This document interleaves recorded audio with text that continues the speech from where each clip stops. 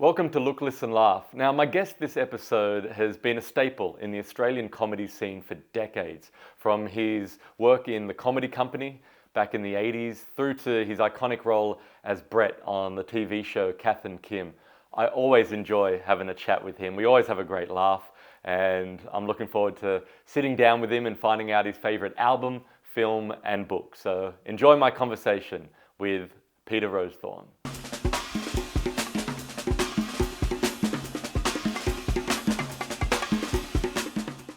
You're looking well. I feel good. You do? Yeah, well, I'm withering away, to be honest. 62. 62? Speaking of weights, the only thing you need is weights. Weights, you do. Because you wither. We lose 10% of our muscle mass, don't we, after a certain age. And bone density is very good for. Wow, and joints. joints. I'm very chalky. Oh, just broke a leg. Crumbles. Old Grumbles, they call it. Grumbles roast. Old Grumbles. Old Grumbles the clown. Love it.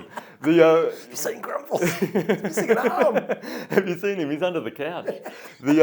Watching you on stage the other night, though, was great because you have such a youthfulness to you on stage. There's you mentioned about getting older and what have you, but you don't see that on stage as an audience member. I think that's just part of my vibe I've always had. When I first started, I was really manic, and now the slower I've got, and the more, I just want the feel of what I do to be right, and that becomes with youthfulness, and I want to maintain a certain relevance to everybody, given my age, and I feel sometimes a bit of enthusiasm and playfulness puts you back down a few years and gets you to kind of, I love the looseness of thought that requires. It requires a bit of playfulness in your space and your pitch. Sure. And that throws you into weird areas, like just chatting to the people and stuff, and just being a bit silly, but not too silly, and with a certain amount of control over it as well. That was great the other night, just how you just opened it up,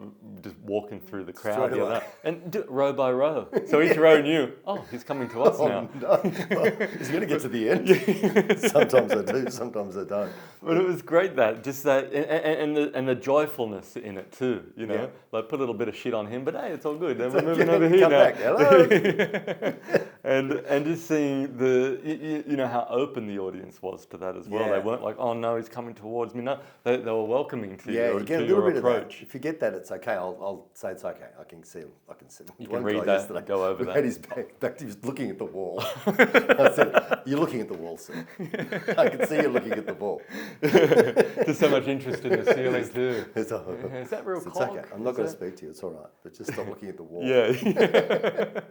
But yeah, that's and I think having the sort of distance I've gone with my career, I've got people coming to see me, and they want to see me. They're very happy to be there. It's not like I'm starting out, and I'm just trying to. The other night you had someone, an international traveller that came specifically to see you from New Zealand. Yeah, and she knew everything about you, all about Kath Kim. She was like a true, devoted fan. Yeah. I was willing to buy a plane ticket to come and see you. What an idiot! I just got to go to Auckland sometime, but it's it's flattering and it's beautiful, and this is the most sort of it's at ease I've sort of felt, because it's such a small little environment. It's only 100 people, so it's very controllable, and you kind of feel grateful that everyone's come and are so keen for you, Sure. And it just makes me slow down and not worry. And well, you've already won them over. Yeah. It's not like you're doing a gig somewhere where you got to get up and prove yourself. It's like, no, they paid good money to come and see you. Yeah, so I'm dividing my time between that and going out and doing, not regionals, out of suburban gigs where the whole rhythm shifts again. So it goes like doing a cruise ship. You just got to be a little bit more punchy. Yeah, get them out of the gates. It's still fun, but then I realised, okay, I can actually do this probably a bit slower now. It's actually taught me to take the heat off some of that stuff as well. No, it's great to watch that. Like, it reminds me when Akmal started doing theatres years ago. He was going out there like he was doing the Blacktown RSL. gotta get him! And I remember having a chat with him. Go, Akmal, they're here for you. Yeah. You've won them over. And then that ease, that he kind of took his foot off the gas a little bit, and which then allows you to connect and open up more and get into more nuance. Yeah, that's right. And then you can speed up when you need to speed up. Exactly, and that's what I was going to say. For you, it's great, like when you're, connecting. But then when you get into a character of something, that allows you to let loose and do whatever, and then bring it back to the grounded again. Yeah, I'm really loving that. Like in terms of doing that sort of drop-in characterizations of things, and I'm giving that more heat and more time because that's a kind of a point of difference sometimes, because a lot of comics can't jump in into those different sort of character types and do that without being sort of too I don't know, actory about it. Yeah, but it's great that you can bring that too, your acting ability to the act out of each different character piece or routine that you're doing. Yeah, and they're all real broad stroke kind of things. They're not tricky, but it's just, it's just another thing. And along with physicality, which I've always kind of used. It just makes you look a bit different to everybody else sometimes. Yeah, sure. Without being a mime actor or a magician or, what I mean? Yeah, some pantomime. Yeah. But what I've always loved about your stuff, though, and about you as a person, is you've got you're so you're like a kind, nice person, but then there's a little edge to it too. Yeah. And I love that it's not just this hi, everyone's my friend. You'll be like hi, everyone's I don't like you. But hi, there is that underlining little spike to it as well, which everyone's got their foibles in life, I can't. But it's great. I love it. My dad was always good at that. He just undercut everything all the time. Yeah. It was just, he was mean. So, but even I've taken more of my mother than my father, but my dad still exists going, nah. But your dad was in a position, though, like from what you've told me before, he's the head of the biggest transportation company in Australia. So, you got to have that, no bullshit approach as well. Bit of that, but he's also quite stupid. So everyone believed he was good. That's why he ended up with no money. Get away with it. He lost everything. Yeah, I remember you telling me that because he was like on the top of the mountain. Yeah, that was like, I think my brother and he had a combined worth of $750 million back in the early 2000s, and they've both lost it. Both of them? Oh, your brother too? Both fucking idiots. Oh, man. and here you are, the black sheep of the family, who've gone off and done a creative thing. You're like the tortoise and the hare. You're just slowly coming through. Hey, guys. Idiots. But in the back of your mind too, is you're going, idiots? Fuck, there goes the inheritance. Thanks, Dad. You're fucking so angry. Well, I remember you telling me years ago about when you went on a road trip with your dad. You were in a truck going to Canberra when you were a kid.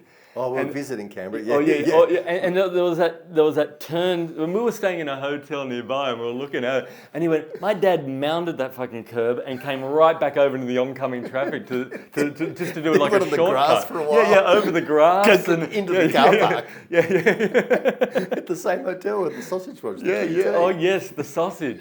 That when we stayed we're doing a corporate gig together at the QT, and I check into my room, and waiting is a little letter for me saying, "QT welcomes you, the team welcome you. We hope you have a wonderful stay and enjoy the amenities that we've left by the bedside table for you." And I look at it, and there's just this thick sausage, chorizo. There's no knife. There's just chorizo just sitting on dark brown colour. It was just so pooey looking. I remember sending you the photo, and you just dying laughing when we caught up. So funny. And then throughout the our stay there, I was sending you updates of the chorizo. Up in this art installation on the side of the wall. On the pillow. Yeah, on the pillow. And then I was, where was I? I think it was expecting a chocolate. Making a sausage. But the fact there was no knife, no, what am I just being? Just start munching on it. 99 in the middle of the night, just reaching over. And then last year I was in Western Australia in a car park, and I found I'm just walking along, and there it is, a sausage just sitting in the middle of the car park. I had to take a photo and send it to you. Little QT stamp. Little message. Hope you're enjoying your travels, Mr. Ozborn. Love Mr. Hanky. Yeah, that's so funny. Yeah, that was such a random. Yeah, so he had short burst temper. So Canberra was doing his head. We was driving around this hiker. We're around this roundabout about 5 times. And he's going, I can bloody, it's just over there. I can see it. There, you bloody get there. Oh, fuck it. Just mounts the curb and into the car park. Bit of grass. Oh, fuck. But as a kid, when your dad sort of gets in a mood like that, for me, I would go silent and just take it all in. I don't want to say anything. I don't want to, revert to me. Just nothing. Observing. We're like that till the end. He could be in his 90s and I'd be sitting there going, that doesn't get cross at me. Couldn't even get out of his chair. He could still get me. I reckon maybe he's foxing me. The old rope-a-dope. How did it come, if there's $75 million, how did it come to squandering that or losing it? He got involved, his brother was involved in horses in Queensland, and they started buying horses, and they had a trainer, he had a trainer, and they all stuck with this weird trainer. He used to be a baker. Then he was still a baker when he was training horses.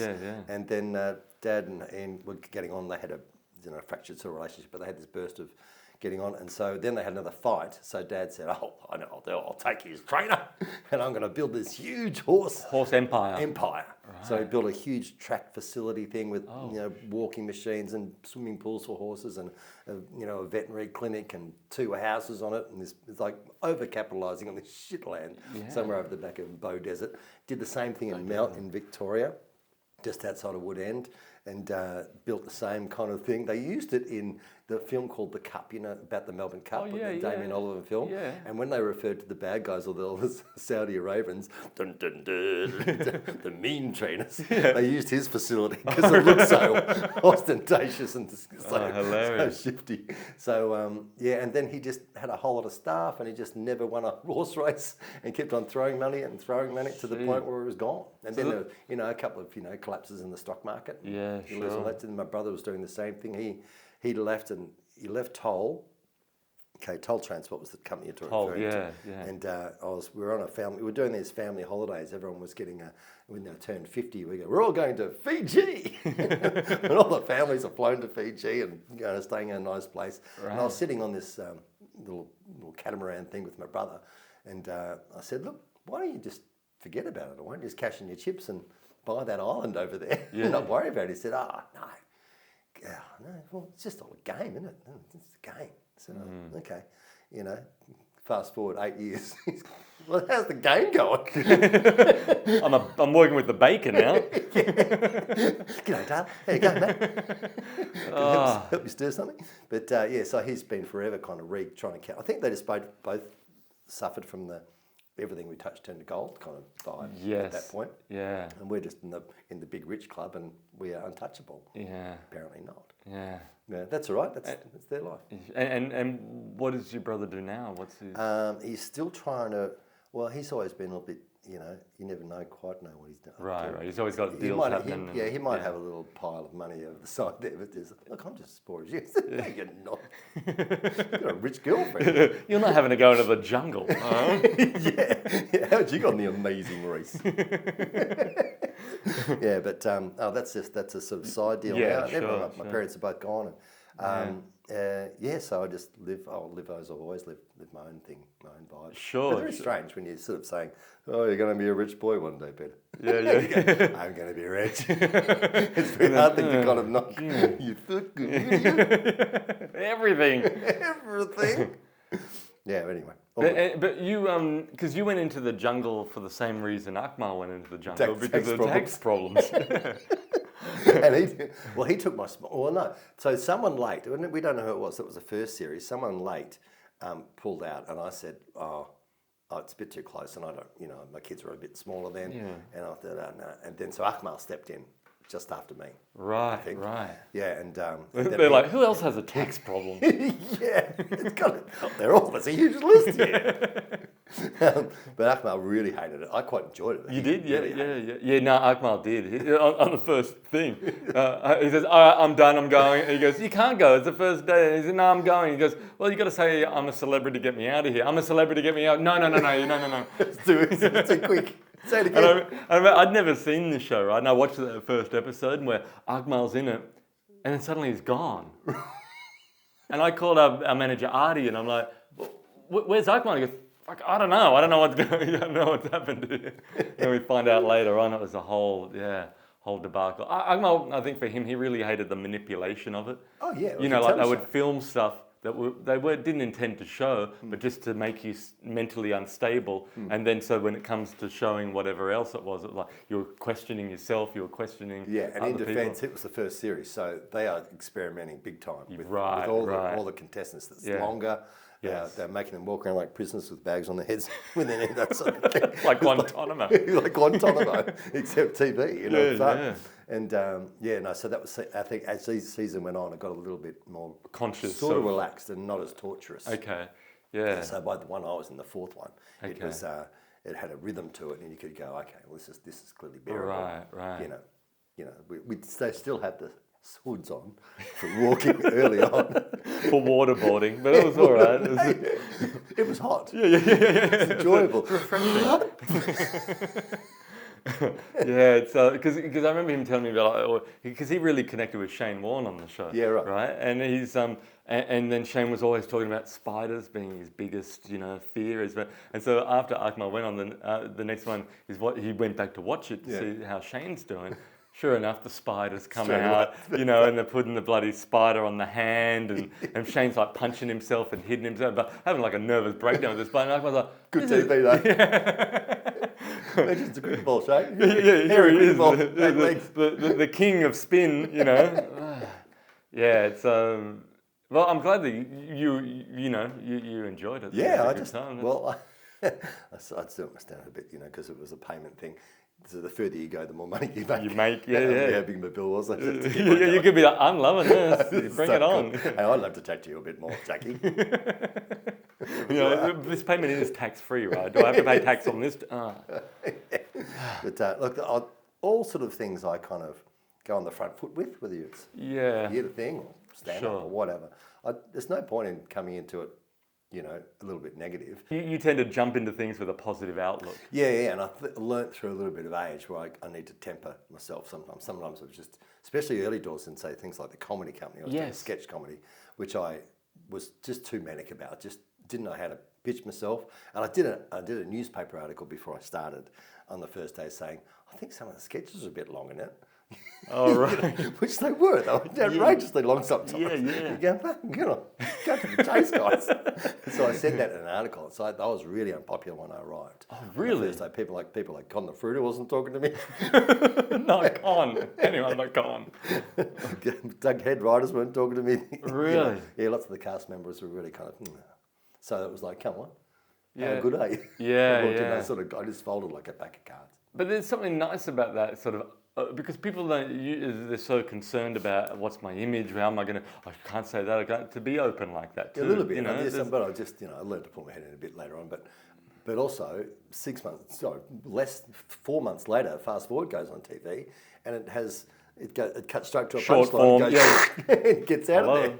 And hello, we see what's happening here. It's in the title, Fast Forward. It's really popular. It's not pause, rewind. Yeah, we're still plodding along in our family format. But that show, I remember when I was a kid watching the Comedy Company, that was like a major Australian comedy institution. That it was huge. It was really fast in its takeoff. So halfway through 88, it just exploded. They were doing grand final football numbers. They were doing huge because everyone said, we're sick of 60 minutes. This is killing us. Let's all watch this thing. Yeah. So whoever the smart person was, they moved it from 9:30 Tuesday to a family slot, 7:30 Sunday was a bit of a genius move. The timing was right. It just went nuts. Because I remember, all the kids at school would be talking about it the next day in the playground. Yeah. As all the different characters and it was like a major you don't get that anymore. That unity of everyone having watched it the night before and talking about it. Yeah, that's right. Yeah, it's probably. Well, they do with the bigger, but not those stylish shows. So Kath Kim was pretty popular in that sense too. People were chatting about it. Yeah, sure. But not at that point. The whole country was everywhere you went. And how did you find that at such a young age? Because you were already doing stand-up. I was 26, so I've been doing stand-up for 6 years or so. And so you could hit the ground running when you got that success from that, notoriety from that. A little bit, I could go to clubs and do well. Yeah, as opposed to having open mic rooms and then suddenly getting this like so. He's not funny. They just laugh at him because he's on telly. Yeah. I just sort of worry about that a little bit too. But you only last 5 minutes. Think the audience is only give you a certain amount of grace for being famous. Yeah. The more famous you are, the little more grace you get. Yeah. We'll go with it, but you better deliver. Come on. Yeah. Oh, come on! That's not what he's doing. Boo. Yeah. So I was lucky like that, and then, but also because I thought I was doing shitty work on it, I didn't like the notoriety it was giving me. Because you'd be at a club and go, "You're not funny." Oh, really? Yeah, people getting your grill. You seen Fast Forward, it's much better than yours. Sorry. It's something that keeps me grounded. Yeah, thank you. But in a way, it would be good then for you to prove yourself live because, to go, no, actually live. And also I wasn't one of the mainstay cast members too. I was in the main cast, but I wasn't Con the Fruiter, I wasn't Uncle Arthur, and I wasn't those sort of guys, who were just like staples. I was sort of floating around in and out the sort of edges of it.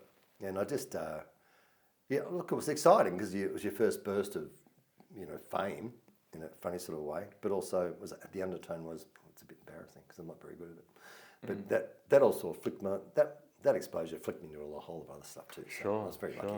And in terms of acting, was that something that you always wanted to pursue seriously, or in terms I think I was a character actor more than I was a comic. Right. But I always had a good sense of comedy because I'd improvised a lot at school and stuff like that. Okay. And that was a really it thing through the 80s. All the improvising stuff, all the theatre sports came really into vogue. Sort of mid 80s, and the show Let the Blood Run Free I was doing was an improvisational based sort of show, character driven, So I loved all that because and also it's other people. You're sort of interacting a lot. And sketch comedy, it's like we're going to dress up as frogs today. We're all going to be frogs for 10 minutes. Okay, now we're going to be little kids. So that's quite a different vibe. When you're doing a through-line narrative as one character, it's much more fun. It's much more controlled. A lot more to explore too. Yeah, you bet. Yeah. So characters have to go through all different sort of emotional sort of states and stuff. And if you approach... Yeah, I always loved it more than anything else because it's that thing of being able to bounce off other people.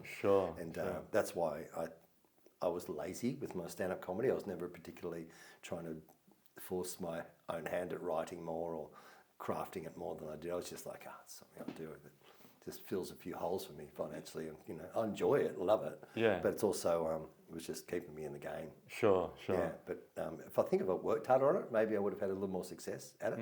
But at the same time, I was getting other pockets of skill base that I enjoyed doing probably more. And also too the I don't know. There's a difference with doing like something that's filmed and put down. Like with stand up, it's great, but it's only in that moment. Yeah, that's it. But there's the beauty about that too, which is what I'm loving about the comedy festival shows. That it's all in its own. It's like a little experience for an hour. Yes. And so that's what I love about it. That's a really attractive part of doing it. And the dynamic of the audience can dictate too. I always liken it to like a conversation. Back and to and fro. Absolutely. And it's different people that you meet. You have different conversations with, or Yeah. And although we have our set lists of what we're doing, but still within that framework, it still varies. Oh, the feel of things varies every time. Yeah, every time, which makes it theatrical in itself, which is great. And I think I'm slowly realising that actually I've learned quite a lot, and I can play with both aspects of the acting thing I was saying before and stand-up comedy, and try and pair them. And I'm good at reading crowds, and just from doing years of stand-up, you get really good at that. Having done like a musical last year. Those fucking cats don't know what they're doing. They can't read an audience to save themselves. A lot of them. They're stuck in their lines. What are you doing? Trying to hit these high notes. There's a whole lot of people watching. It's not all about you. Speaking of that, this shirt, what I'm wearing, I thought, what's in my pocket? Just before we sat down to do this. And look what was in the pocket. It's my Chicago ticket. John Frost presents Crossroad Live presents Chicago, Capitol Theatre, Sydney, Wednesday, 26th of June. Look at that. 7 p.m. Look at that. Good. There it is. Time too. Didn't go for too long. No. I liked it. And you were exceptional in that. I love doing it. It's great fun. And when you say about the audience, you could feel the audience when you were on there, holding on to what you were presenting, what you were giving them, and yours was the one character in the audience you could audibly hear reactions within the audience, whether it be laughter or Which is beautiful. you know, just these moments that I could hear people around me audibly reacting to what you were giving them. Doing those sort of things. It's all you really want. I don't care about the laughter so much. It's just getting that connect, getting buy-in. Yeah. And he's, what's his name? Beautiful man. Anthony Waller. Oh yes, Extremely famous Anthony Waller. Much more famous than me, Anthony Waller. Anthony Waller, the star. Yeah. Well, what was his name? But he loves being funny. He loves being around. Okay. Just does dad jokes relentlessly, and he's a really lovely man. Yeah. But he loved us and our kind of. We only had a few moments together. Like I was hardly on stage most of the time, and he loved that. He loved that bit of banter and stuff we could get, and so he had a connection. But most other. Hello. Are we there? Are we in there? It must be it's weird. It must be weird that for that to continuously happen too. You think it's we're doing. They'll connect. I'll be able to connect with my scene partner or whatever. But to be able to. That does happen. It does reconnect. It's this time. He's doing it a few hundred times. So Eventually, get something. You give me something. But so there's definitely something going on. But it's sort of just different to the way I would approach it. Sure. They're all doing the right things. There's nothing wrong with anything. It's great. But I can't sing like him. I can't move like him. But sure. But there was a groundedness in your portrayal in that, Yeah, I think it's the only thing you got. Because you haven't got a lot of. You've got so little time to make an impact with that character. It's got one song, which is a great song to sing, great song just to perform because it's got a bit of pathos in it and stuff like that. Yeah. It's also got a bit of razzmatazz ending. And you were the one character in there that did have a moral compass. Yeah, that's it. The only one. Yeah. The show without that. That's why it makes it important. Yeah. So I kind of understood all that, and the people. This is weird because it's always a template. Everywhere he goes in the world, it's the same directors come in. This is a Brazilian lady who's really nice, and this dance choreographer called Gary, and they're really great people. But they do it. I love you. See you all again, guys. Korea to do another Good one. luck. Let's stay in contact. I love you. Bye-bye. Where are you? Oh, not responding. Yeah, because Chicago is such a world-renowned production. Did you feel pressure going into that, thinking there's a bar that I've got to meet here? Or? I never saw it before. I saw the movie. I saw what John C. Reilly did in the movie. And I said, that's sort of a theatrical, there's like filmic sort of qualities to that. So I can't do that. Then I was learning the song off YouTube, just singing along with some cat. I don't know what production it was. And so I was just singing along with him, and I thought he's a bit sort of bland, but you can play it bland. You can do that character really bland, right? And annoying, dweeby, annoying voice. There's a million ways you can do it. But I kind of thought, I just approached it as I'm going to approach it. So I try not to watch anything or see anyone else do it. And I didn't really know a lot of the songs in that show. So they're all obsessed by it because I was the caster going, this is my dream to be in Chicago. I'm going, okay. So I watched the first half, like a rough sort of run through. I said, geez, it's good, isn't it? Yeah. It's quite a few songs, good songs in this. They go, what? Haven't you seen it? Well, not really. Wow. It's like, I don't care if they think I thought I didn't care at all, but I did, but so I just do things on my own. I try not to watch, no matter what the thing is, I try and make my own bent. I remember talking to a guy called Nigel Triffett who was directing Rocky Horror Show when it was called the New Rocky Horror Show. All right. I don't know why. What was new about it? Fancy set. We had a rocket that took off and had sparklers on the bottom. The set and the castle unfolded. Okay. More castle. Whatever. The new production. Literally production. Yeah, he was a designer. He was a designer more than a director. He didn't give. He said, "You just fix it." He was one of those directors. Just fix it. Louder. Faster. All that. It's not funny. Fix it. I don't know what's wrong with you today. Fix it. Get a lot of those. And some dude, like the original Brad from the original thing, sort of follows it around. Rocky Horror Show, and he just monitors. So he's screaming at it, going, "I can't see the actors. I can't see the actors." Yes, but it's a look, isn't it, though? It looks amazing. I can hear them. We can hear them, though. Yeah, but I can't see them. They're behind the set. I can't see the actors. So I was in that, and that was...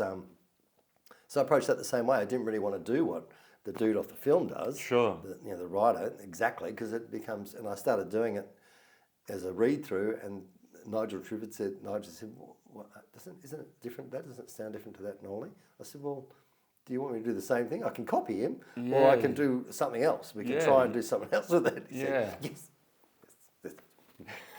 Was this the director? Yeah. All right. Yeah. But he's hiring you for you, right? Yeah, that's right. Yeah, but he sort of forgot that. Right. Okay. He's scared out of his mind. He'd never done a big music like this either. So, right. Okay. Yeah, so Gina Riley was in that, who was Kim, or Kath Kim. So she was playing Janet. Yes. And a guy called Steve Kearney, who was in an act called Lost Treasure in Barkus, who won the Edinburgh Festival Award sort of 84. Okay. And so they sort of opened the gates to Australians kind of going over there and kind of becoming a part of that Edinburgh scene culture.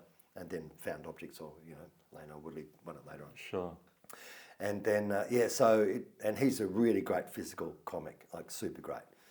But so it was all these sort of cabaret-ish people being put in it, along with Craig McLachlan and Hey It's Saturday people. Yeah. So it was a real the new Rocky real Horror eclectic mix, very new. And it might have been one of those original things where I say we're not using people from musical comedies anymore. We'll just employ people off TV so we get an audience. Right. Yeah. Sure. So it's a bit of that as well. Right. Because Jenna had done Fast Forward, and I'd done Comedy Company, and the Red and Wilbur from Hey It's Saturday were right. But I guess Red had the musical background. Oh, absolutely, yeah. They were all. He was the Wilbur, narrator, and he getting booed every time he was on there. Yeah, Wilbur played saxophone and acted very poorly. Yeah. But nice people, and did it for a long time, off and on. Yeah. Yeah. And how? Because you think like just then made me think of Hey It's Saturday, and also too what an institution that was. Yeah, yeah. And I remember. Watching the best of Hey It's Saturday, remember I put the compilations and it had you featured doing the ET. Oh God, But it was great, it was just great physical comedy. Yeah, I was that guy. You're the ET guy. Yep. And it was one of those shows where you go on it, and then you go out that night and everyone's seen it. Yes. You go, oh fuck, you're ET. You were just there, yeah. Wow. Yeah. Oh yeah, great. But it was one of those shows that everyone used to watch it, and then go out. Yeah, you bet. But also it gave exposure to a million comics. Yes. Nothing exists like that now. It's all panel shows, or Thank God You're Here. Or online, Or you'll just do it on your own YouTube kind social of channel. Media, yeah. Yeah, and so, but now that was just because it was just no internet then, it was just a great vehicle to go and give it a crack. Just national TV trying your heart out to be funny. And sure. And Daryl Summers would go, He introduced me once going, here's a man coming out now he's quite funny. Oh, really? Please welcome Peter Rowsthorn. Thanks. Thanks, Daryl. But last night I was in the audience and a guy came out and this dude had a full plucker duck head on and... What, in your crowd? He's autistic cat. He was giving me a plucker duck and he had the whole outfit. I said, wow, that's a lot, man. Talked to him for like 5 You've minutes. really committed. Welcome to the show, everybody. And, let me address this. And this is the one that, this is the duck that came off the bike. He took off the bike when you were hosting Hey It's Saturday. Oh, wow. Here's a photo of you hosting Hey It's Saturday. Wow, really? Wow. Yeah. And what, he gave it to you or Yeah, just yeah. to show and He tell? showed it to you. I couldn't keep that one. Oh, He gave right. me the spare. Okay. I said, geez, you pinched a lot of stuff, haven't you? Congratulations. You really did nick a lot. But so I said, you can take your head off now, mate. It's a little distracting. The front row. Yeah. People behind you can't see nothing. Yeah, so it was nuts. So that's the sort of grounding it had. So there's, to this day, it's sort of got traction. Not anymore. I mean, there's 5 generations of kids that never saw it, don't even know what it is. Yeah, sure. But it was a great vehicle. It was a ripper. Yeah, because I remember with Amazing Jonathan, he stacks of it. Yeah. He was like every time he would come out, they'd be out here and I'd want him on multiple times. Oh, you know, absolutely. So each time every time he came out of the country, he was and but also brained it every time. Yeah, amazing. I remember him telling me though. He said everyone would say, "Hey, it's Saturday. That's what was your big breakthrough." And he goes, "No," he goes, "It was Bert." Bert had a late night show, and the first time he came out in '89, Bert had him on at the beginning of the week on the Monday. Right. Invite him back every night of the week. Just keep on coming back, But he said it was great. My first run sold out as a result of that. Right. But he said that would have been at the Hilton. Yeah, the Hilton. But I was actually driving past the Hilton last night, and the Uber driver was saying, I remember back in the day coming and staying at the Hilton. It was the best to stay at. I love the Hilton. I said, yeah, with the comedy club downstairs. And he went, All right. Anyway, the one thing I knew to throw into the conversation. Yeah, all right. Yeah. It was still had huge poles everywhere. Like Really? enormous big fat poles. And it was downstairs, was Yeah. it? I think I supported Jonathan. Oh, a couple of really? times, yeah. Yeah. Yeah, it was a good venue. Sort of good and bad, but it was popular. Yeah, because Jonathan's mother gave me all the files of all of his old stuff, Yeah. like of old newspaper articles, and there was a bunch from that first time he was out in okay, '89, right. and it had the list, of the committee. So I'll have to go back and have a look at that. Maybe in I'm sure maybe in 1990, because he came out Oh regularly. yeah. It was '89 was his first time, but then it was then he was back out like a year later, Yeah, and I remember and then the not Carlton touching his staff. Like, don't touch the prop. Yeah, I remember because he had this thing set up, the blanket that he'd throw over his assistant's head and tape up and then stab in the head with scissors. But that was down towards the front. I remember Bruno Lucia opened for him once, and Bruno comes up. He goes, "What the hell? There was something on stage. Someone put it on there during." And he goes, "That was set there the whole time." He goes, "I thought it was a bomb. I thought someone from the audience had brought a bomb." I'm thinking the only thing bombing here is not the props.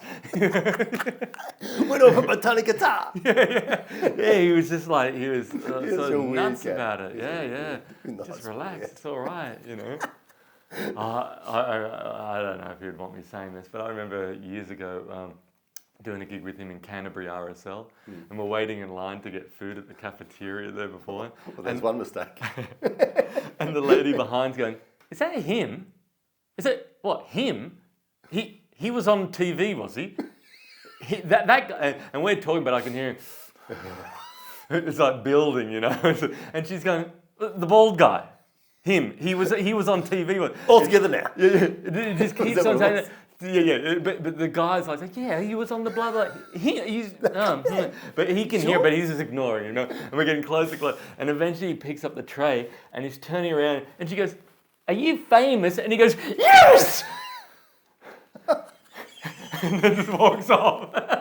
I'll never ask him again. She's like, "Oh." Oh, wow. But it's just like there's that tipping point. You're famous, yes! It's so funny. I haven't seen him in years. I saw him do at the Crown Casino in Perth at a Christmas party. Oh, and yeah. he came out and did, and it was really terrible. He did really well. Yeah, but just the setup was terrible. No, I was hosting. So I could have set him up a bit better. This guy. I mean, I can't control him. Good luck. Yeah, you see this guy. I think he's famous. Yes! All right. I think he was famous, so I can't remember. They did a spot, but that was a while ago. I always got along well with him. I always, Yeah, he's nice he's a company. nice guy. Yeah. Well, speaking of music, with this podcast, I invite my guests to share their favourite album, film, and book. Yes. And Always makes me jumpy. What? Always makes me jumpy. So I was sitting with a group of, I think I might have told you this, sitting with a group of sort of music aficionados, like Brian Nankervis, who runs Rock Quiz, for example. Right, He's on the table. This is young. I'm in the 80s. I'm young. Yeah. Right. So he would have been 21. And so Mark Cutler and his friend who writes the questions for Rock Quiz, he's in there, and they all love the Beatles, and and they're all doing the top 10 albums of all time. They're all waxing the record. David Brubeck is on that shit. five. And I said, I think Leo Sayers Just a Boy's not a It just went nuts. What? Laughing and pointing. And this became a joke for years and years. So I've changed. That's not in it. Oh, it's not the album no longer. It's funny. Album. I always see Leo's picture turn up in theatres. When you travel around Australia, the 8x10s and It's always there. Yeah. Which is nuts given how big he was. Right. That he still was doing RSLs after the fact. Yeah. He's punching out a bit of But I love that about glasses. I love that about going and seeing all the old posters and 8x10s Same. that they put in the dressing rooms in theatre. I was doing Air. Have you done that theatre in Air in Queensland? No, I have not. Yeah, and they've got all these old from the 1970s, and people from 1970s sitcoms or comedies in the UK, from Are You Being Served? Yeah, and Carry On, all the Carry-Ons, Sid James people. And it's like, wow. And then seeing who's performed in some of these venues, like the Canberra Theatre, you go downstairs underneath that, they've got a wall of all like Roy Orbison I've seen that. and Bill Cosby and... Yeah. And you know what's interesting? Around Australia, in a lot of the theatres, like in Western Australia, in Geraldton, and in numerous other theatres around Australia, there's big murals of Rolf Harris that is painted, and they would have it behind Perspex and preserved. They go back now. Perspex is gone. The wall's been repainted. Never heard of him again. Although in where was I recently? Bunbury, in Western Australia. And I'm pretty sure it was Bunbury. Yeah. And the entertainment centre there. Yeah. And they had Rolf, and there was still a painting on the wall. Right. And it was signed Rolf Harris. And it was preserved.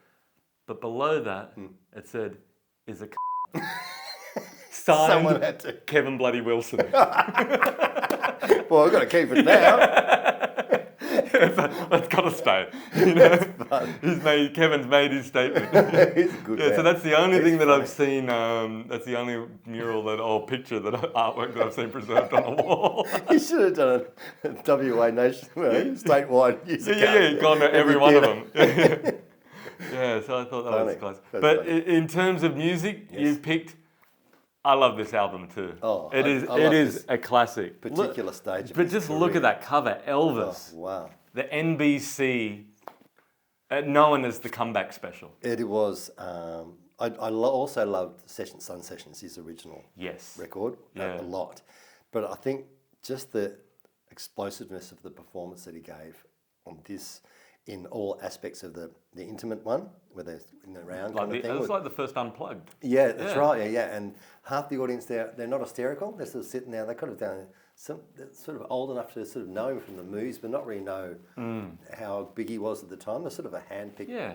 Sort of, they're not going crazy. Yeah. But the longer it goes, the more they go, wow, he's really good. This guy he looks amazing. He's got the black suit on. Oh man, the tan, the hair, he was like, the pinnacle. Shining, and on that beautiful chatting they do with the old drummers and the bass player. And with Sonny Fontaine and Scotty Moore. And Scotty Moore just using a basic sort of like a cardboard box, basically. Yeah, I think it was the guitar case that he had. Yes, that's right. With some sticks on the guitar case. Yeah, just fantastic. Yeah. And so the whole vibe of that's really good. And because I don't know people's names very well, but the fact that it was created by a whole lot of people saying, mate, you're becoming irrelevant. So what are you going to do? And that whole, because of the Elvis movie, that whole byplay between what the Colonel Tom Parker wanted, and what the creatives wanted, yes, and they just said, bugger it, we'll just work around it. We'll just sort of find ways to sneak you in, doing your great things, And I just loved it. I love the look. I love the sound of it. When you hear Elvis take one of such and such. And he sings it so beautifully and so well with a full orchestra live, and you go, "That's some that closing, If I Can Dream." Wow, it's the best. And the not only musically but lyrically, it's you could cut and paste it to today's time. Absolutely, and it's relevant. And the fact that he could go from sort of obscurity, given the movies got so bad, to going, right, this is what I am. The King's back. Yeah, in one television program. And the amount that was riding on that too, it's like we can, in hindsight, it's you sort of being out of context, you can appreciate it, I think, even more, knowing that he had everything riding on this. If this wasn't successful, he was done. Yeah, that's it. His career at that point there was a mockery of him. And he felt it himself, just churning out these Hollywood films that were just. He hated it, but also I think he was also has his gigantic entourage and the Memphis Mafia. And I'm Elvis, and I'm just so incredibly famous that I don't know what to do with it. It's crazy fame. Yeah, but it kind of wasn't. It was sort of as you just said, he sort of was getting sniggered at by the industry and then almost his fan base by Yeah. doing that, and to just do such a great job, and you know, hats off to everyone involved. Yeah. Well done. Well done, Presley. Mr. Elvis. Yeah, Yes, I he's love him. and yeah, like you said, like it just like you know he was working out and getting ready for this. Oh, yeah. Like this was like he was like Ali getting ready for a prize fight. Absolutely. Leading into this, knowing that you know, I've taken a few punches, I've been knocked down, but you know.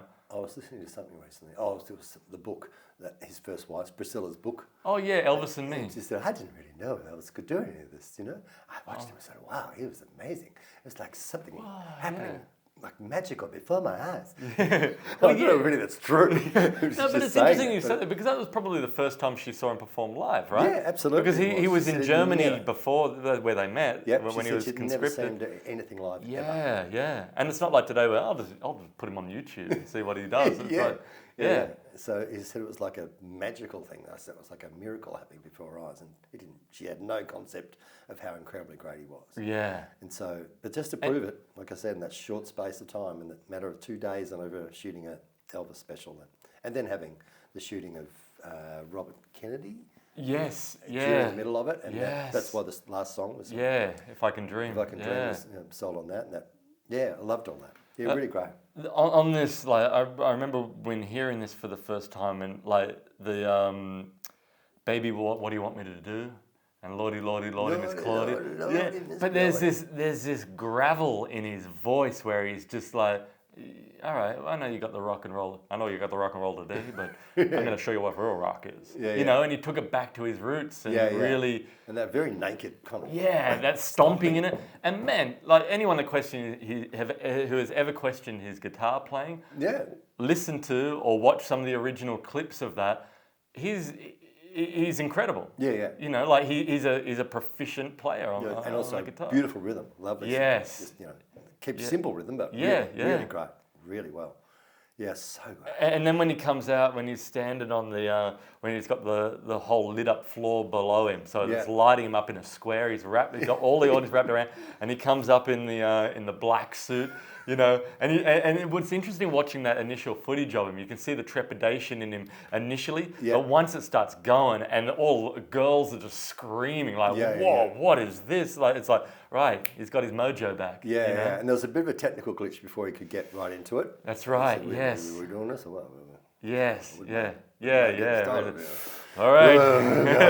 And given, like I was saying, the amount riding on it was, you could see fear. You could see fear in it. Yeah, which was great because he brought his, you know, for us when we perform and we're a little, you bring your A game, like you're in the moment, you ain't calling this in. Like, you bet. There's a lot riding on this. You bet. And I think once they got going, they didn't repeat. They shot it from every angle possible, and they got it as it was, which is fantastic. Yeah. And you know, I was thinking this the other week, like I'm so glad that this was such a huge success for him because from that, he went to Vegas to the International Hotel, which I would have loved to have seen.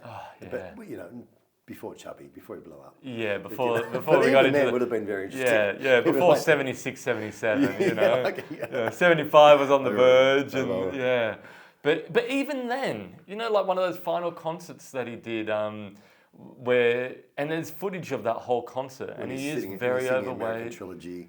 Yeah, and it just, the power is there. He's still got it, and. Yeah, honestly, he's still only 42 years old. Isn't that nuts? But his health wasn't great. Oh, he didn't look good. But he's still had the fire in. He's sweating, drenched, but he's still got the fire in him, right? And that's what I think never left. You know? But I don't understand why he blew up.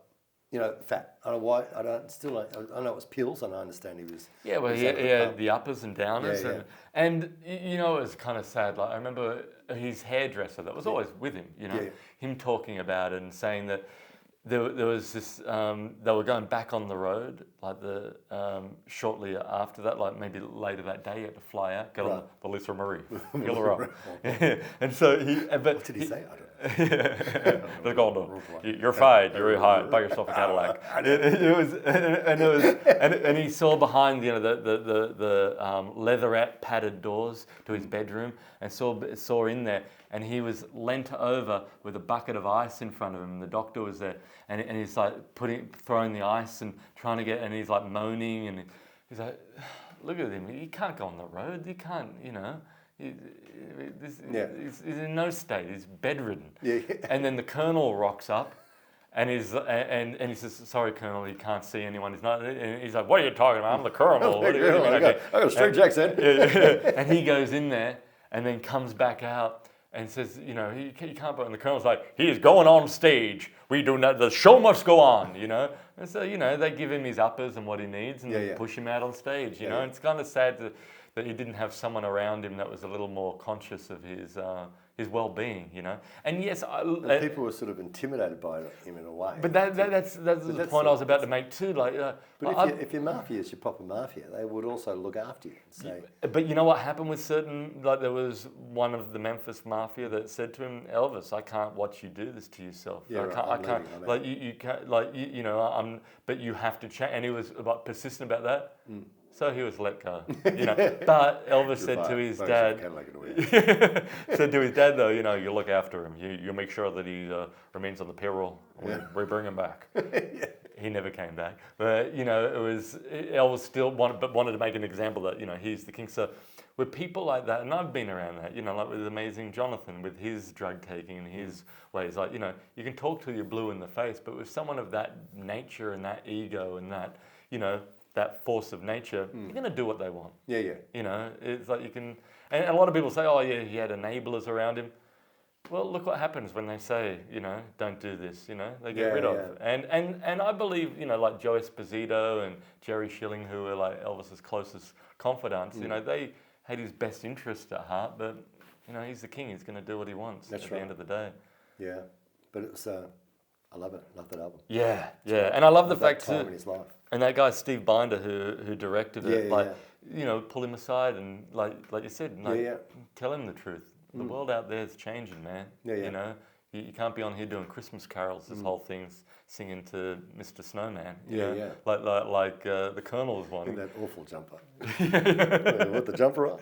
And there was that. I remember seeing an interview with Steve Binder some time ago when. He's a director. He's got his best interest at heart for Elvis, for what he thinks creatively the show's going to be, and says, we don't want to turn this into a Christmas special, a mockery. And they go in to see the Colonel, and the Colonel's like, this is going to be a Christmas special. I'm telling you what it's going to be. There's no ifs and buts about it. And then he says, he looks at Elvis, and Elvis is like, yes, sir. I left it at that, and they both walk down. They're walking down the hall, and he turns to Elvis and he says, well, what about what the Colonel just said? And Elvis says, fuck him. And just kept on walking. And they did the special that they wanted. Great. Thankfully. You bet. But yeah, but my thought was, because Elvis was touring so much, he was doing like 2 shows a night in Vegas. Like, it'd be brutal. Brutal. And not like a normal, like doing half an hour stand-up.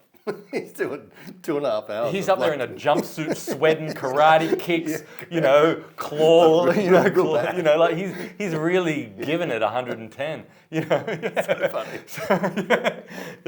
And so he's giving it when he's up there. So continually doing that, you just doing shows without any drugs involved is a big ask. So my thought was that I had a few weeks ago. What if this wasn't the big success? What if this wasn't the grand? Would Elvis still be kicking today? Oh, okay. If he didn't have to live that life. Right. I think he would have gone to Vegas anyway. Yeah. Regardless, because of playing the old hits from there. But maybe he would have, from that, reinvented himself a little bit. I think he would have thrown into, because he was the first of those big names to do Vegas. He probably would have come in on a later date that would have maybe opened it up with all those Sinatra kind of guys, and that would have A bit more low key. Then maybe he said, "Oh, look, Elvis is going to do it in Vegas. Oh, well, I haven't seen Elvis again." Yeah. You know, like as opposed to it being this juggernaut of monumental, like everyone screaming, gotta go. Yeah. And purpose-built theatre for him. And the size of that theatre too was huge. Crazy. And like, especially for Vegas at the time, you know, a lot of people were doing, you know, the showrooms at the Sands or the Sahara, but for the magnitude of that. And the guy, I read a great biography of the guy who built the International, Kirk Kerkorian. And he was like one of the real visionaries in Vegas, you know, like a Steve Wynn who came later, but like of shaping and molding what Vegas was to become. And, and it's interesting, on the 1969 recordings when Elvis did his first shows at the International Hotel, he mentions Kirk Kerkorian in his dialogue as he's talking. And it's... so it was Kurt that... but Colonel was smart, though, because we know with any new venue that opens up, there's going to be teething problems and glitches. So he says Elvis doesn't open the casino. So they got Barbra Streisand in to open did they it. really? Yeah, and then a week later, then Elvis came in when everything was ironed out. Yeah. Sorry, Barb. Sorry, Barb. You just got to put up with these little glitches. But the interesting thing I find with Elvis is he has always maintained relevance. Yes. You know, like today. Because he's at the starting point, I suppose, for taking that rhythm and blues and country style into mainstream with Sam Phillips or whatever. Yeah. So, but also the power he had when he was doing it. So, see, Johnny Cash was also, I suppose, didn't explode like that. No. He was around at the same time. Sure, Same with Hank, but he stayed in the country. Jerry Lee Lewis. They all stayed in the country sort of zone. They didn't really explode like that because he had that special kind of gift. So I think that helped. And then he was, they just tried to, and he had that fantastic backstory of being banned for being live and stopped moving so much. Then he goes, horrible hips. Look at them. Shoot him from the waist up. Oh my God, it's going to ejaculate in my face or something. I don't know what's going on.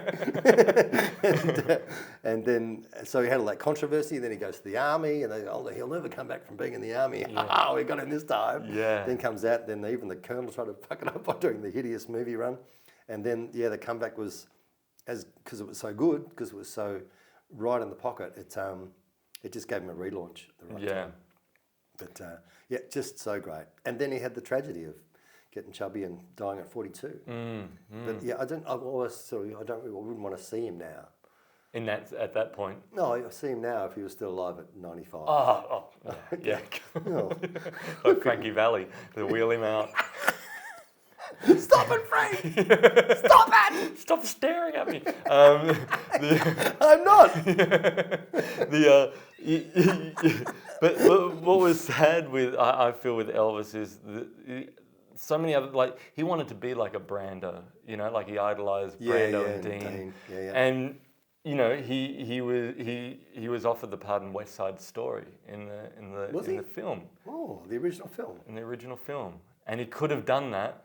And the Colonel stepped in and said, "No," because he wouldn't get royalties on the music from it. Okay. Right. So no, and I'm thinking, you know, to have gone and done that and been in a serious, like, admittedly, some Elvis's like GI Blues and some of his Elvis stuff, King Creole, there was some great, some notable acting in that. He had potential if you had the right director to say, look, this. Change what you're doing a little bit here. Picking the right roles, and he could have had that.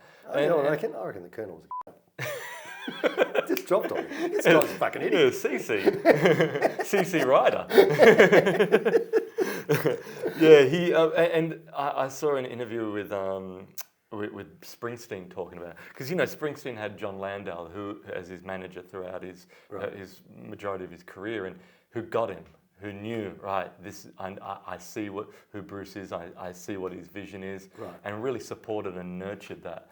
And he said it's such a shame that Elvis didn't have someone that understood him. Yeah, and the power of that. Yeah. And to, you know, manipulate his fame a little bit for him. You know, let it fester and taper off, and don't be so manic. It's like, I just got to keep the money machine coming. Yeah, no.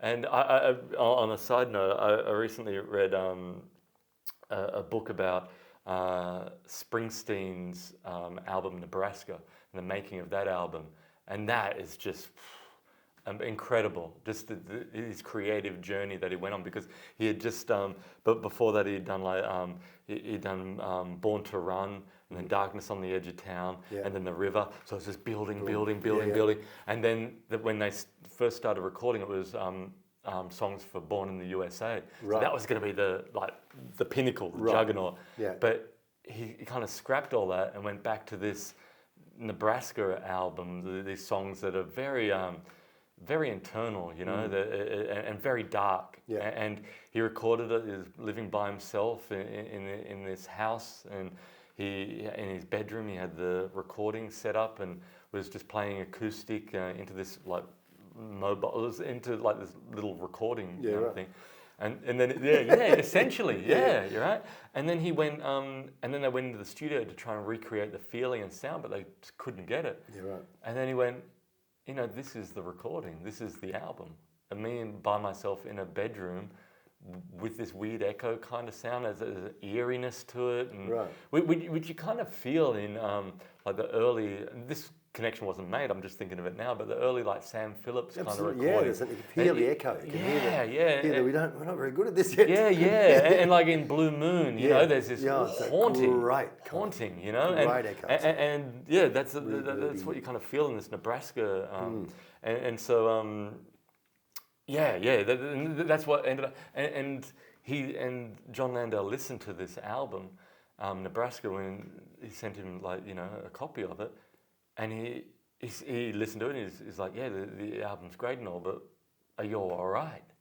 You know, he was. He was he was really concerned for Bruce's well-being and said, what's going on in your world, so just to in my room for that. I get it.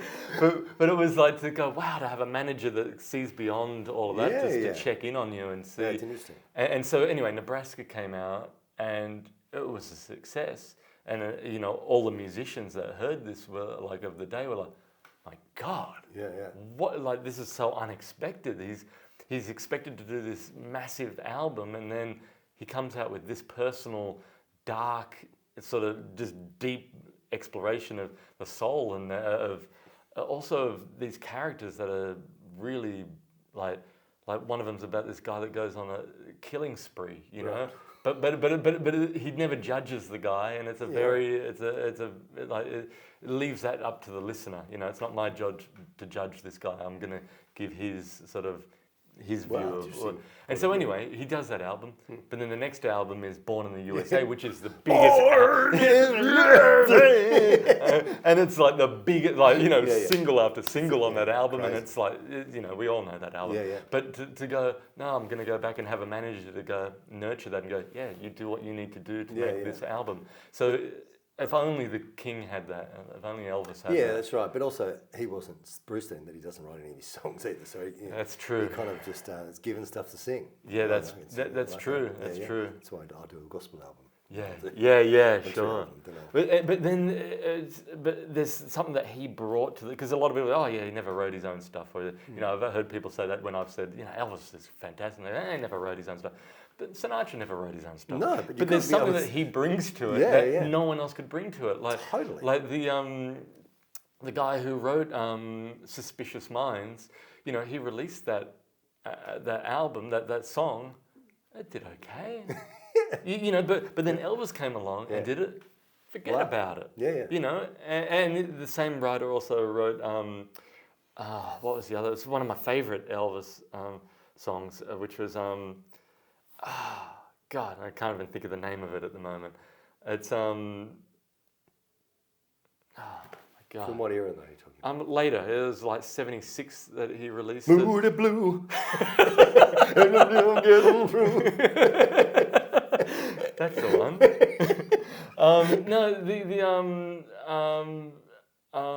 Maybe I never loved you as often as I should have. Boom, boom, boom. Yeah.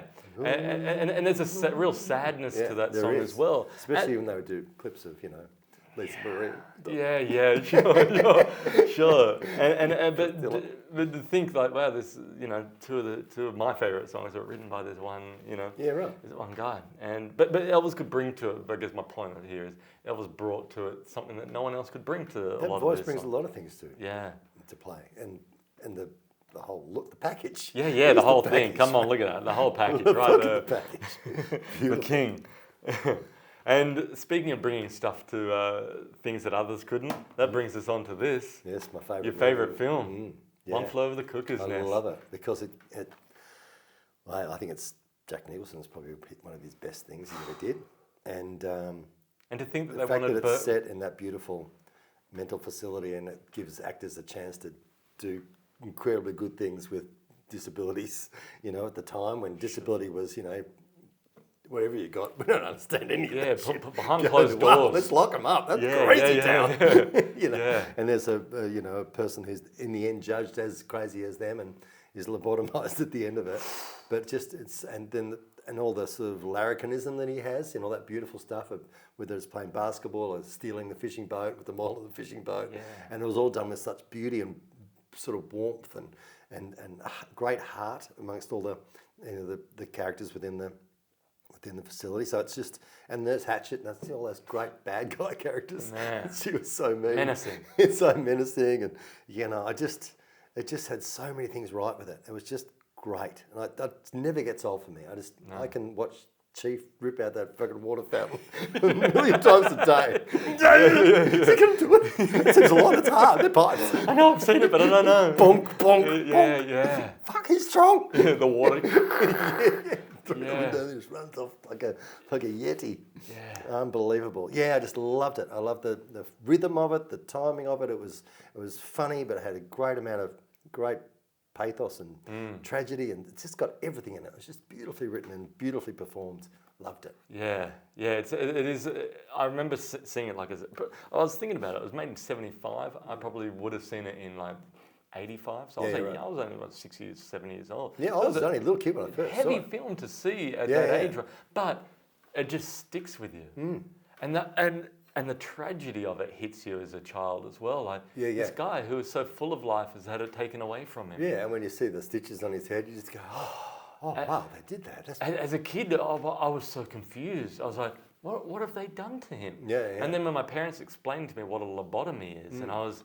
You go, what? We do that to people? Yeah. It was so, it was... And the shock treatment stuff, which still happens. Yeah. Like, so you can get it done like almost a cosmetic treatment. Yeah. You just need a bit of a Shock. reset. How are you feeling? Not great. Just got electrocuted, you fucking idiot. How is this meant to help? What about a bit more? Just bite onto this. I'm back. I'm back. Better than ever. So just so many great characters and so many people that Danny DeVito and just so many people that kicked on and Christopher Lloyd. Yeah. The guy with the long head. Oh, yes. He just had that look about him anyway. Yeah. Possibly went patient though, trained to act, but he wasn't. Oh, there he is Trying to again. rein in. He's in another film. Texas Chainsaw Massacre or something. Or the hills have eyes. Yeah. Something like that. Just and amazing. Chief, he was great. Wow. And it was such a great. I mean, he'd done Easy Rider before it, but I sort of watched every film he ever did after. Jack, he's just amazing. Even though he's one of those actors you can say who's doing the same thing every time, kind of. But he sort of wasn't. He was because you could always see Jack, but it was like you think like Five Easy Pieces, very different kind of. Yeah. Like you still had that Jack edge to him. Yeah, that's what it is. It has he had a beautiful undertone, which wasn't as acted as a Robert De Niro or you know what I mean? It's something it's really just a special tone that he had when his performances that, it's a danger, I suppose, isn't it? That they can get. All those other actors are amazing at getting as well. Sure. There's something that he had was just purely him, and it would translate to all different movies. Because they initially wanted Burt Reynolds. He would have nailed it. Smokey. Smokey and the Bandit. I need to do something serious. Jacob Smokey in the bed at 5. I bet he went for the Cuckoo's Nest. Because it was Kurt Douglas that originally bought the rights to this. Was it back really? Yeah, and he wanted to play it initially, back in the 60s, because it was like 63, I think it was. It was when it was written, and the book was, and then, you know, they did the play of it, and then the film, but. Yeah, but it's interesting because Milos Forman, who directed it, I thought he brought so much to it as well. You know, just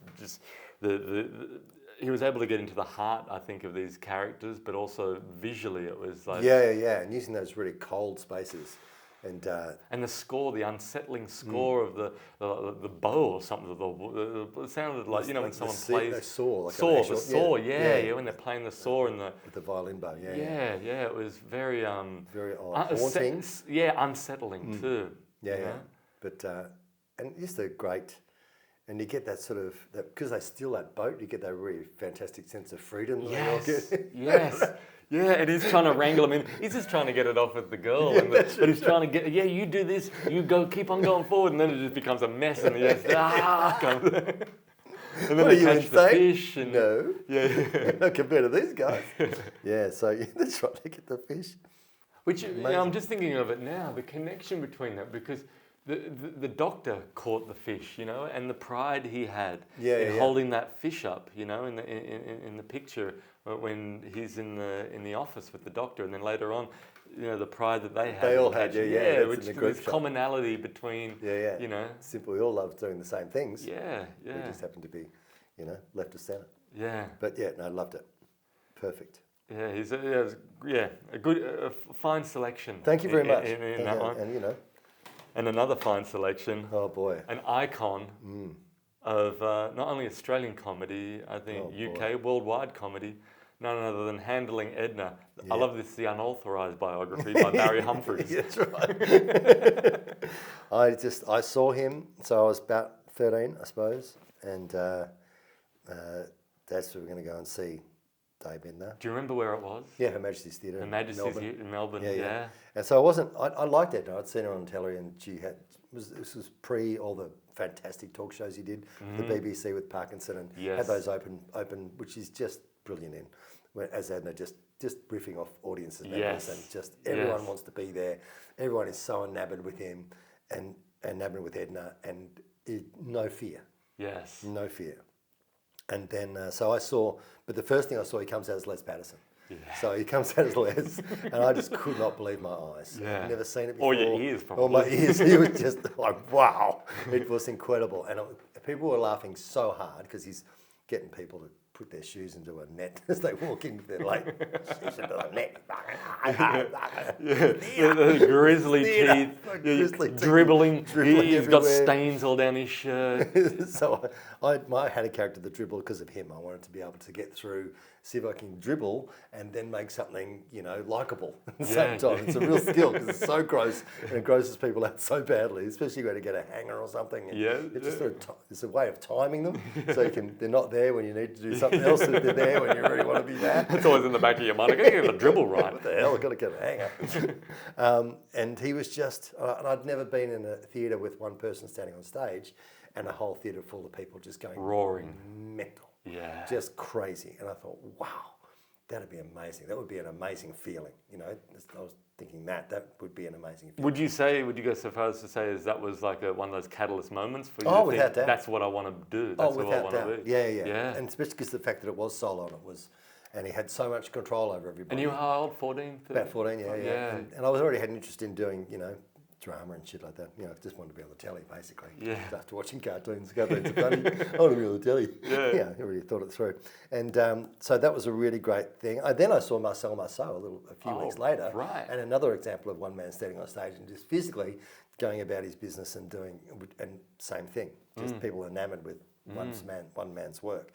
So, and that's where I thought physicality is fantastic. I didn't want to learn to be a mime. I didn't want to go to Le Coq. I just wanted to be able to move. Yes. And that's why I sort of did the dance later on and learned how to control my body a bit. But so I was really enamoured by that. And then so anything that he had done, previous shows I would go and see. And, you know, it was just, and then when I saw him, Barry Humphries, with his hat on and being all... At the end when he comes back? No, just in general on television okay, and interviews and stuff, I yes. sort of go, I don't understand it. I don't understand the...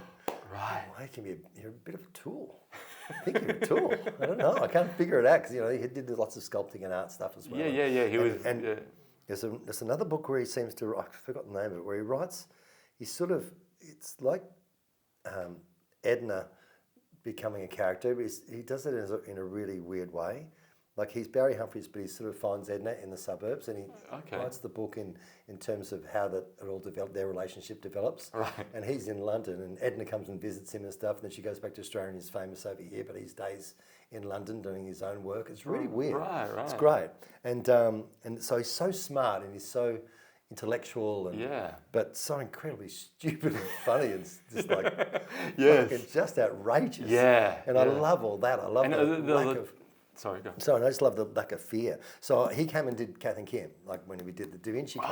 So I'd never met him before, and I was terrified out of my mind. I just loved him so much. And but he came in. He was just so, because he played, because it was the Da Vinci Code. He was some weird priest walking around, the Buckingham Hotel in his robes, being all spooky and saying things. And he gets invited over for dinner and stuff. But I didn't know how to speak to him because I just no good. I was no good around people that I admire. Yes, I don't know where to start. But he was so. Is that all right? Can we do it again? Or I'm just not sure. Is this the right you're wanting? Right. He was so questioning of his own performance through that, which really surprised me. I thought he would know exactly what he would be doing the whole time. Like someone like William McGuinness came in and did Sandy Freckle. Not a problem. He did Lana Teal or did some weird impersonation of something else. Which all fit. But he came in really really grappling, not really knowing how to. It was fine in the end. We approached it beautifully. But the actual watching in the process, I thought he'd be far more keyed into what he was going to do. Which is kind of nice to hear, There's the vulnerability there, which is really nice. Which makes him that great, I think. Yeah, and I enjoyed, talking within conversations with everyone there at lunch and whatever. Did you ever get a one-on-one with him to have a chat? No, not really. I was just a bit... I didn't know how to start Too intimidated, it. Because Rob Brydon was good friends with him, and Rob always spoke so highly of him. It was actually by his bedside days before. Really? Yeah, he passed. Yeah, he's just... He was like a god to me. And I just, I love Barry McKenzie. I like the Barry McKenzie movies and all that sort of stuff. Yes. No, they weren't perfect, but sure. So just to see Australians having a really hard crack at it, big comedy at the time was really amazing. But I remember seeing him live years ago and being really affected by the Sandy character as well. Just the Glen Iris. The depth of that. Wow, so he was in most of the shows that he did. People go, here comes the Sandy. But I was really. I liked it too. You needed as a rhythm change in the show. So you often followed Les. And Sandy would come out and kind of calm everything down and talking that beautiful. No, it was one of those whistling voices. Yes. And it was slow and rhythmic and it had a darkness to it, which was really kind of nice. The suburban darkness, which was his world. He's operating out of suburbia and Australianisms and stuff like that, and that beautiful sense of Australian politicians being really just like Les, like I've got the arts folio, arts portfolio. It's unbelievable. It was so funny, and but so close to the truth. Just a little step bigger than reality. That's all it was. And so I love all the truth and all behind all of that stuff, and the cutting wit from all characters. It was always such a sharp observationally driven performer. As were the girls in Kath Kim, really sharp observations of those eras, those sort of, because Kath handled all that stuff as terms of colloquial sort of driven language from the 40s and 50s that we heard of our mothers, our parents, and then Kim handled anything that was brand new. So between all those, you're covering quite a lot of decades of growth within sort of a society, I suppose, and the way we approach things. So and he was just full of all that. Just really had a great eye. You sat on the outside of the world. He sat on and I kind of do that a little bit too. As we all do, in comics. We sit on the sidelines taking notes. Yeah, a little bit. And then try and make some sense out of it all. Yeah, but he was just a master at it. I love it. Yeah, and it's a shame that era of, someone of that magnitude that we, it's always sad when we lose someone of that. You mean when he passed away? Yeah. Or when they cancelled him Oh. at the comedy festival?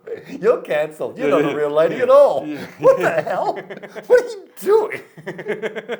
Just went mental when I heard that. Yeah, but it's a shame. Yeah, like when he passed, that we lost, this icon of, I'm always saddened when we lose someone like that. You bet. I It's spoke at his funeral in the Melbourne one. Oh, you they did? had the big one in Sydney, yeah, which yeah. Paul Daly wanted to talk about. So he's actually a very Melbourne-centric person. Yeah, So yeah. his family had arranged, his sister really liked me, so his sister got in contact with someone and said, can you speak at Barry's funeral? wow.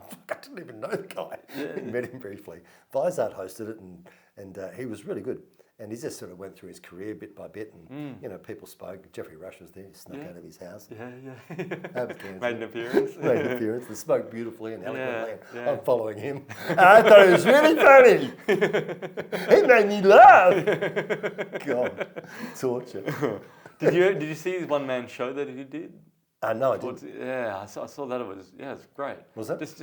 Just a lovely. Barry? It's Barry. Yeah. Just a lovely journey through throughout his life, and there was like a scrim that would come down. They projected on the scrim, and there was a scrim behind him and he walked in between. It was this kind of it was a very visually nice kind of journey into his memories. How long ago was that? 2018. Oh, not that long ago. No. What did I do? I was in the jungle. Yeah, you were. But he was Fucking idiot. And then like I saw him I think at the Capitol years ago, and my girlfriend at the time knew him, and we went backstage and just sat in a room with him and chatted afterwards. Yeah, right. And it was just and I would always And see he was a him. theatre guy. I mean, he was a theatre guy. Yes. Yeah, he loved that. Yeah. And he had that air about him too. Yeah, you bet. But I would see him at different concerts over the years too. It's like, there he is. There's Barry, entering into the house seats. There he is down there. But I was always like chuffed to see him at places. And he's so distinctly him. Yeah. It was like a costume he wore as him. It's Barry. And you go, there he is. wow, there he is. Yeah, That's it's the the royal entrance. Yeah, you bet. Imagine me like that. But you expected that of him. But he's also good enough to be able to carry that. Of course. Because he could write, he could sculpt, he could do paint, he could do it all. Do everything with real precision and beauty and warmth and heart and all that sort of stuff. Yeah. And then towards like a year before he passed, my brother was living in the same building that he used to live in the Key West in Sydney. Right. And he would sometimes see him at the lift and, hello, Mr. Humphreys, and he was always very gracious. And, and then he said he would see him like the restaurant there, and he said he just remembers hearing these older women just cackling, just uncontrollably laughing, like losing it. Yeah. And he looks over, and sure enough, there's Barry holding court, sitting in the middle of them all. So right until the end, he was still slaying them. Yeah. So Jeffrey Rush was talking about being on Letterman or something like that, and with him and him just holding court in those sort of environments as well as Dedner. Yeah. In character backstage, just ripping into Hollywood. Yeah. Folk. That's fantastic. Yeah, well, I'd love to have done that. There's a great thing with him. I saw a clip of him on The View. And they're all talking about when they were bullied, and they're like, I was bullied, someone affected me. Oh, it's so bad. I was bullied, and it really was traumatizing for me. I was bullied, and then Dane just goes, I was the school bully, and he goes, and I loved it. And he goes, well, who would you bully? Oh, just insignificant little people. It made me feel better about my own self-esteem. It was just like the perfect, Just go against it. Classic comedy rules. Make a contrast. There you go. That's it. Well, I'm glad that you still are making a contrast and getting out there and doing it. I thoroughly loved your show the other night. Thank you. I always enjoy watching you. Thank you for coming. It was completely unnecessary. Thank you for coming here today to do this, man. It's been a pleasure. I've never done a proper podcast. Oh, you haven't? With records and right, yeah. Fantastic. Well, just an open chat that went for this long. No, it's great, man. I always love chatting with you. Yeah, it's great fun. Whether it be on the high seas, sitting in a spa together for hours, we're just turning into prunes, or whether it be at a corporate gig. Or at a corporate gig talking about sausages in our rooms. It's always brilliant. It's a highlight of my life. Thank you, Pete. Thank you, my friend.